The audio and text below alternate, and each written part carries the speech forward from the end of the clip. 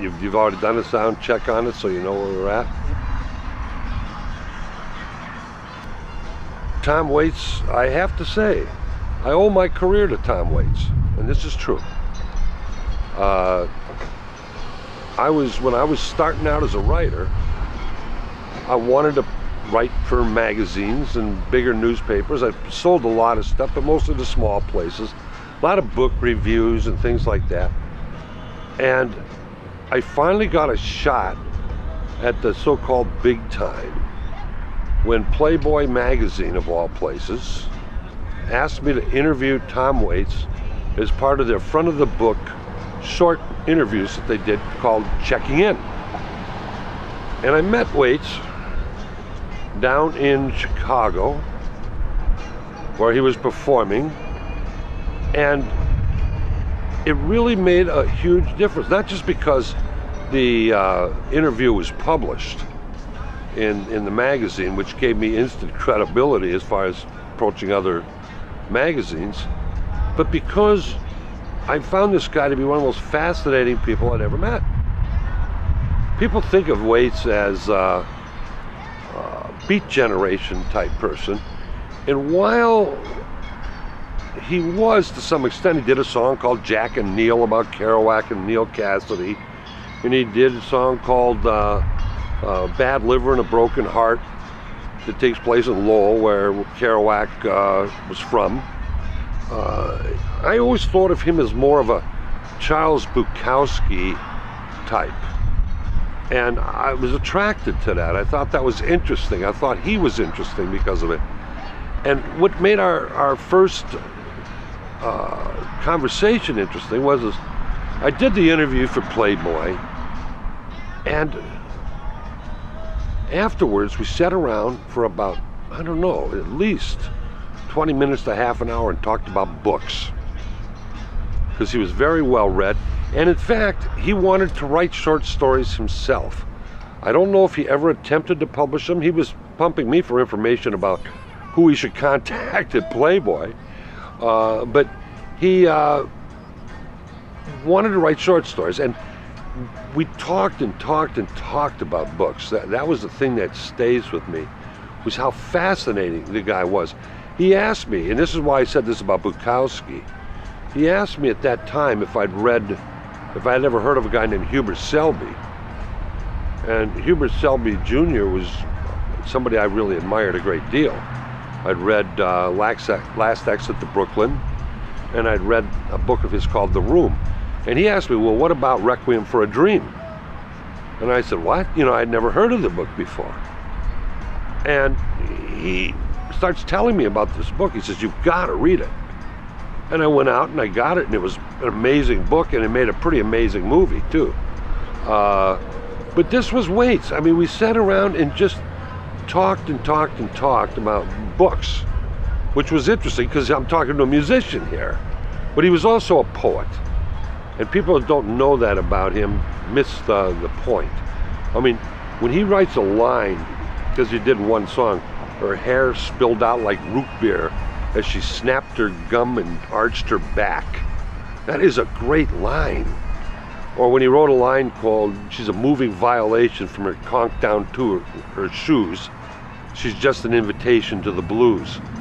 This was Waits. He had a unique way of putting things, and I wanted to be like that. I wasn't. I don't have Waits' talent by any stretch. But what happened was we hit it off. And the next time he was in Chicago, I wasn't even doing a magazine piece. I just went backstage and chewed the fat with him some more. And at that time, he was with his his girlfriend, I guess, at the time. And he married her. Her name was Kathleen Brennan, and she's his songwriting partner now. And she was so interesting to me because she was Waits' total opposite in appearance and everything. She looked like almost like a page girl or something. And she was very fascinating by her in her own right. And we all sat backstage, and once again we're talking about books and stuff. It wasn't about music. And I'll never forget that, because I could probably think of a million questions I'd love to ask Waits about music and about what he's doing. And that just wasn't what this was all about.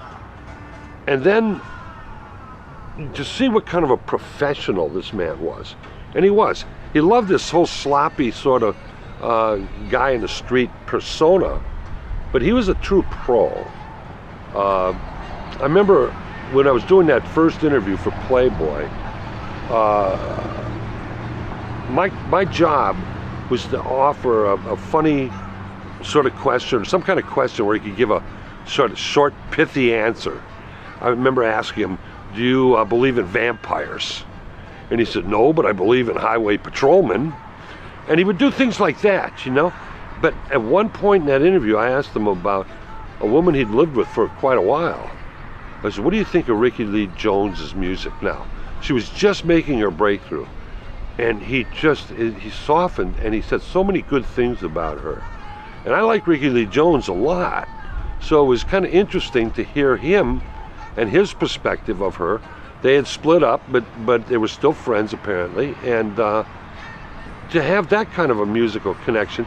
But there wasn't much in music. We didn't talk much about music. And finally, I saw him in a musical situation that, this was the last time I talked to him, was Allen Ginsberg had died, and they were having a big memorial service type thing, or presentation in Los Angeles.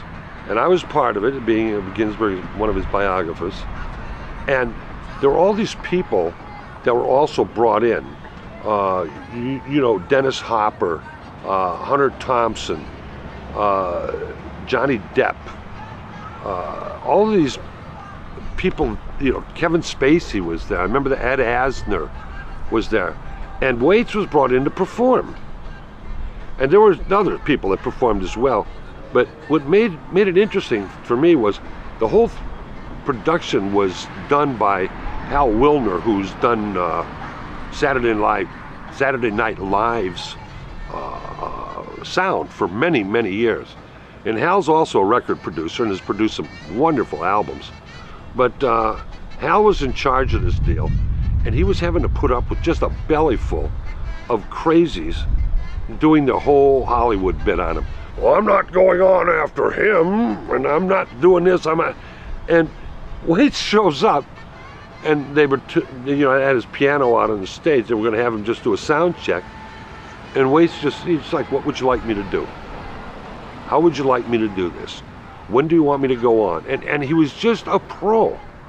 He sat down, and he did a great song that Jack Kerouac had written. And it was so great to see this guy, you know, as a pro, because people think of him as sloppy. He's not at all. He knows what he's doing. He has a very, very serious intention. And why does that matter to me? Because I use some of that in my own stuff, in my own, not his work in my work, but his what I perceive to be the way he went about his business, the way he went about writing a song.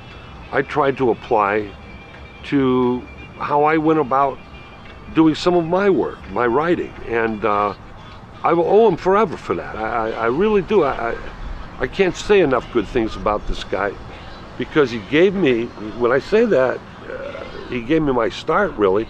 That's true. I would not have gone very far, I suspect, if it hadn't been for the sort of serendipity of that interview, that first interview with him. And it opened doors that I would not have ever had. And it turned out just right for me. I always owe him for that, and I love his work to this day.